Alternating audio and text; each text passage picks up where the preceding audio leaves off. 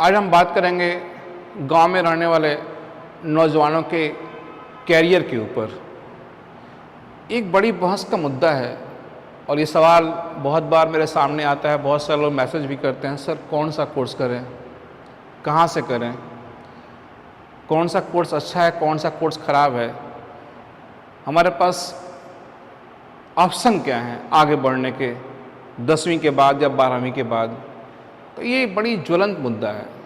आमतौर पे अगर सच कहा जाए तो इसके ऊपर स्कूल में, कॉलेज में बात होनी चाहिए और स्कूल में, कॉलेज में एक कैरियर काउंसलिंग डे होना चाहिए। जैसे आप दूसरे डे सेलिब्रेट करते हैं, टीचर डे, चिल्ड्रन डे, उसी तरह से स्कूल में एक कैरियर काउंसलिंग डे होना चाहिए। वो आप क्वार्टरली रख लें, बेहतर रहेगा, मीन्स 3 महीने पे, जिसमें बच्चों को गाइड किया जाए, उस सब्जेक्ट के, उस फील्ड के एक्सपर्टीज या स्पेशलिस्ट को बुला करके बच्चों को समझाया जाए कि भविष्य में आपको क्या करना है, आपकी इंटरेस्ट के हिसाब से कौन से कोर्स ठीक रहेंगे। नहीं तो बहुत सारे नौजवान जिनको सही गाइडलाइन नहीं मिल पाती है, वो बेचारे भटकते रहते हैं कि उन्हें क्या करना है। और आपको मैं एक बात और बतला दूं कि कोई कोर्स अच्छा खराब नहीं होता है, इस बहस में ना पड़िए। कोई स्टूडेंट कौन सा कोर्स करे ये कई बातों पर निर्भर करता है। नंबर 1, उसका किस सब्जेक्ट में इंटरेस्ट है। नंबर 2, आजकल स्कोप किसका है, मार्केट में डिमांड किसकी है।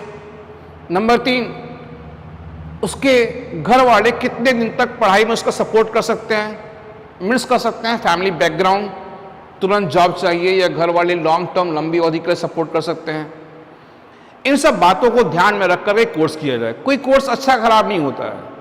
आप देखेंगे बहुत बार कि कोई BA MA करके आर्ट साइड से, मीन्स ह्यूमैनिटीज से बड़े बड़े पोस्ट पे चला गया, अधिकारी बन गया, और कोई BTech करके जॉबलेस है, कोई MBA करके जॉबलेस है, कोई ITI करके, पॉलिटेक्निक करके किसी बड़ी कंपनी में इंजीनियर बन गया, और कोई BTech करके भी जॉबलेस है। तो इसे आप क्या कहेंगे? तो इस बात का प्रूफ है कि कोर्स खराब अच्छा नहीं होता है। कोर्स आपकी चॉइस, मार्केट की डिमांड को देख के किया है। जैसे आजकल क्या है कि मार्केट काफी तेजी से बदल रहा है, कई नई चीजें आ रही हैं, तो हमें उनके साथ कदम से कदम मिला के चलना होगा, नहीं तो हम जमाने के हिसाब से पीछे हो जाएंगे। आजकल बहुत सारे लोग कह रहे हैं कि कोई ना कोई स्किल सीखिए, हुनर, ये भी अच्छी बात है, लेकिन क्या ट्रेडिशनल कोर्स में जॉब नहीं है? ट्रेडिशनल कोर्स में भी जो पुराने कोर्स हैं उनमें भी जॉब है, लेकिन अलग अलग चॉइस, अलग अलग कंपटीशन है। इन सब मुद्दों में बात करेंगे कि गांव के नौजवान कौन सा कोर्स करें ताकि उन्हें बाहर आगे जाकर जॉब मिलने में आसानी हो। तो मैंने जो रिसर्च किया है कि गांव के जो नौजवान हैं जिन्हें सही गाइडलाइन नहीं मिलती है, मेरी रिसर्च में 10 टॉपिक आए हैं, 10 पॉइंट, यानी कि गांव के नौजवानों के लिए 10 विकल्प है जॉब करने के। और सिर्फ विकल्प पे बात करने से नहीं होगा, आपको हार्डवर्क करना होगा। आपको अपने टारगेट को, गोल को अचीव करने के लिए चाहत होनी चाहिए, शौक पैदा करना होगा। बहुत बड़े फिलोसोफर हुए अपने जमाने के, सुकरात, उनके पास एक नौजवान आता है, कहता है कि मुझे कामयाबी के तरीके बतलाइए। सुकरात ने उससे कहा कि कल सुबह आओ। तो वो नौजवान कल सुबह आया। सुकरात उसको अपने साथ लेके चले, चलते चलते नदी किनारे गए और पानी में उतरने लगे। उससे कहे कि तुम भी उतरो। जब पानी में उतरना शुरू कर दिए, जब पानी गर्दन तक आया, डूबने भर हुआ, तो सुकरात उसको ऊपर से दबाने लगे, काफी प्रेशर से। जाहिर सी बात है, किसी को भी आप पानी में डुबाएंगे तो बाहर निकलने के लिए तड़फड़ाएगा, उसके अंदर एक तड़प होगी बाहर निकलने की। थोड़ी देर बाद सुकरात उसको छोड़े और बाहर निकाल के लेके आए। कुछ समय बाद वो थोड़ा कूल हुआ तो इनके ऊपर गर्म हो गया, कहा कि मैं तो आपसे कामयाबी के तरीके पूछने आया था, आप मेरी जान लेने पे तुले हुए हैं। तो सुकरात ने कहा कि जब मैं तुम्हें डुबो रहा था तो तुम्हें किस बात की तड़प थी? तो उसने कहा बाहर निकलने की। तो कहा, सुकरात ने कहा कि कामयाबी का यही एक तरीका है। जैसे तुमको पानी से बाहर निकलने की जितनी तड़प थी, उतनी तड़प तुमको कामयाब होने के लिए हो जाए तो तुम कामयाब हो जाओगे, बाकी और कोई रास्ता नहीं है। तो करने का अर्थ यही है। मैंने कहा कि मेरे रिसर्च में 10 कैरियर ऑप्शंस हैं जिनको चूज करके आप आगे अपना करियर बढ़ा सकते हैं। लेकिन वही बात कि सिर्फ चूज करने से नहीं होगा, आपको हार्डवर्क, डेडिकेशन दिखाना होगा और आपके अंदर कामयाब होने की एक तड़प होनी चाहिए। सिर्फ टारगेट बनाने से काम नहीं चलेगा, उस टारगेट को अचीव करने के लिए आपको दिन रात, हर लम्हा, हर घड़ी उसके बारे में सोचना पड़ेगा। तो आइए आज बात करते हैं कि गांव के नौजवानों के लिए जो 10 कैरियर ऑप्शन है उनमें क्या क्या है। नंबर 1, गवर्नमेंट जॉब, सरकारी नौकरी, जिसको बोलते हैं पब्लिक सेक्टर जॉब। तो गांव के नौजवानों के लिए आज भी सरकारी नौकरी प्राथमिकता में रहती है। बात सही है, क्योंकि इसमें सिक्योरिटी है, इसमें एक सामाजिक बढ़त भी मिलती है, सामाजिक सम्मान भी मिलता है। लेकिन सरकारी नौकरी या गवर्नमेंट जॉब में काफी टफ कंपटीशन है, सीट कम रहती हैं, भीड़ काफी अधिक है। तो इसमें हार्ड वर्क तो करना ही करना पड़ेगा, प्लस आपको प्लान भी लेकर चलना पड़ेगा। कई बार ऐसे नौजवान जो 0.5, 0.2, 0.3 नंबर से या परसेंट से छट जाते हैं, अब वो बेचारे क्या करें? उनके लिए बेहतर होगा कि वो प्लान बी भी लेकर चलें। तो प्लान ए, सरकारी नौकरी के लिए आप कर रहे हैं तैयारी, तो कर सकते हैं, लेकिन सरकारी नौकरी सिर्फ फॉर्म भरने से नहीं मिलेगी। मैं अपने इलाके में बहुत सारे नौजवानों को देखता हूं, फॉर्म भर दिया, तो फॉर्म भरने से जॉब नहीं मिलेगा भाई, वो भी गवर्नमेंट जॉब। फॉर्म भरना गवर्नमेंट जॉब की आखिरी स्टेज है।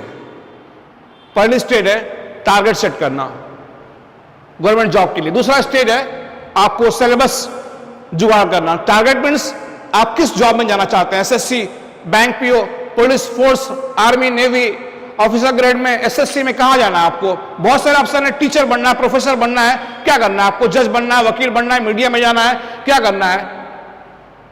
तो उसके लिए पहले आपको टारगेट सेट करना पड़ेगा, नंबर 1। नंबर 2, कंपटीशन की तैयारी करनी पड़ेगी, उसके लिए सिलेबस, नोट्स का जुगाड़ करना पड़ेगा। किसी सब्जेक्ट में आप कमजोर हैं तो ऑनलाइन ऑफलाइन कोई कोचिंग या किसी टीचर से सलाह ले सकते हैं। वैसे आजकल पढ़ाई काफी इजी भी हो गई है, आसान भी हो गई है। आपको फ्री है गूगल, आपको फ्री है एआई, आपको फ्री है यूट्यूब। आज से 15-20 साल पहले ये ऑप्शन नहीं थे। नौजवान किताब ढूंढते थे, जाते थे टीचर्स के पास, उसके बाद पढ़ते थे। आज तो घर बैठे दुनिया मुट्ठी में है, अपने मोबाइल से आप कोई भी इंफॉर्मेशन ले सकते हैं। तो गांव के नौजवानों के लिए पहला ऑप्शन है गवर्नमेंट जॉब, लेकिन गवर्नमेंट जॉब में टफ कंपटीशन है। आगे है दूसरा, प्राइवेट जॉब, प्राइवेट सेक्टर में नौकरी है। तो प्राइवेट सेक्टर में आप नौकरी कर सकते हैं, आईटी के फील्ड में, हेल्थ केयर में, पैरामेडिकल में, मार्केटिंग में, HR, finance, hotel, real estate में, बहुत सारे यहाँ पे ऑप्शन हैं। लेकिन आपको यहाँ पे प्रैक्टिकल ट्रेनिंग लेना पड़ेगा और आपकी इंग्लिश वगैरह ठीक होनी चाहिए, इंग्लिश ठीक होनी चाहिए। और यहाँ पे एक पॉइंट और है, जैसे मैं अपने इलाके में देखता हूँ बहुत सारे नौजवानों को कि वो प्राइवेट जॉब में जाना चाहते हैं, लेकिन वो बीए कर रहे हैं, वो भी बीए कर रहे हैं इतिहास से, भूगोल से। तो भाई अगर आप प्राइवेट सेक्टर में जो नौकरी ढूंढ रहे हैं या आप प्राइवेट सेक्टर में जॉब करना चाहते हैं, तो आप बीए किए हैं इतिहास से, भूगोल से, तो भाई किसी भी कंपनी के ऑफिस में आपको किसी का इतिहास नहीं लिखना है, वहां पे भोजपुरी मोड़े तो हिसाब किताब करना है, अकाउंट मेंटेन करना है। तो अगर आप प्राइवेट सेक्टर में जॉब चाहते हैं तो बेहतर है आप बीकॉम करिए, या फिर अगर आप बीए भी कर रहे हैं तो बीए इकोनॉमिक्स से करिए। नहीं तो दूसरे विषय से आप बीए करके, प्लेन बीए करके आप जाके जॉब ढूंढ रहे हैं प्राइवेट सेक्टर में, तो वहां पे आपके लिए अपॉर्चुनिटीज या संभावना या मौके बहुत कम होंगे।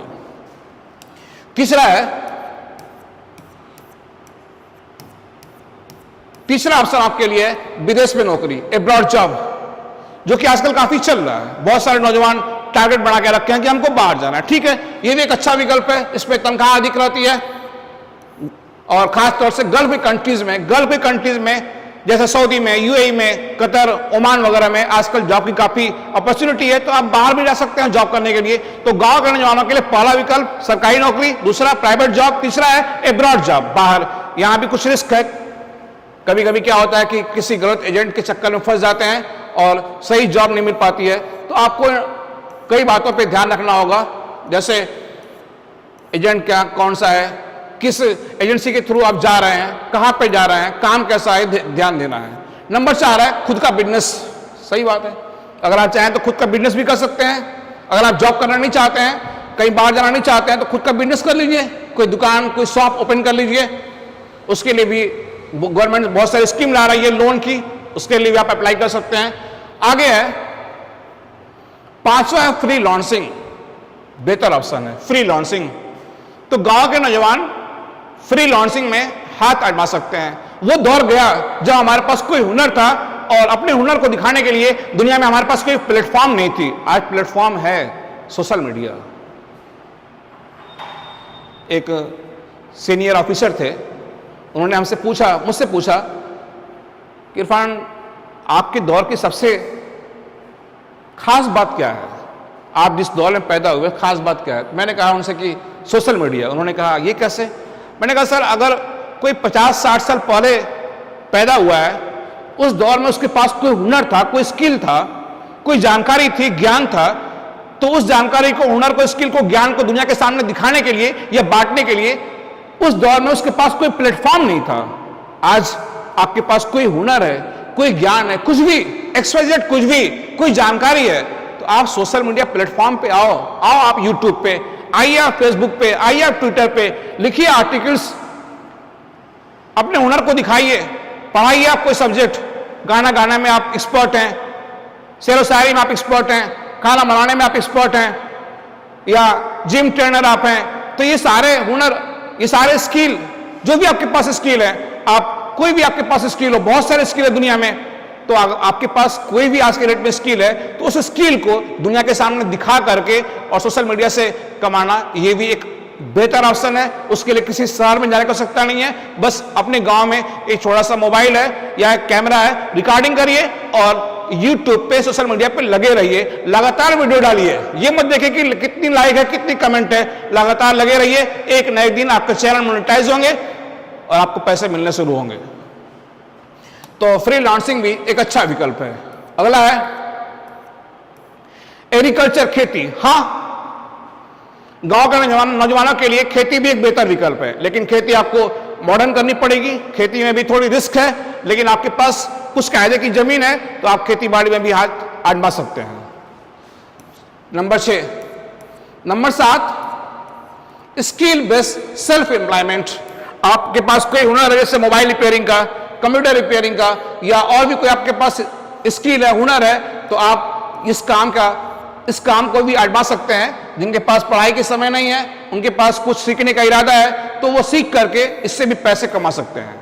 अगला पॉइंट है नंबर 8, लोक कला और डिजिटल प्रतिभा। यस, वही बात जो मैं बोल रहा था। आपके पास कोई हुनर है, जैसे शेर व शायरी करने का, गजलें पढ़ने का, कविताएं पढ़ने का, या आप कोई लोकगीत गाते हैं, तो आप आज की डेट में उसको सोशल मीडिया पे या किसी भी ऑनलाइन प्लेटफॉर्म पे शो करिए, उससे भी आपको अच्छे व्यूज आने पे आपको पैसे मिलेंगे। अगला पॉइंट है नंबर 9, सामाजिक काम। जैसे आप देखे होंगे गवर्नमेंट की बहुत सारी स्कीम चलती हैं गांव ग्राम में, CSC, जन सेवा, पंचायत सहायक, आंगनबाड़ी, इसमें भी आप ट्राई कर सकते हैं जॉब के लिए।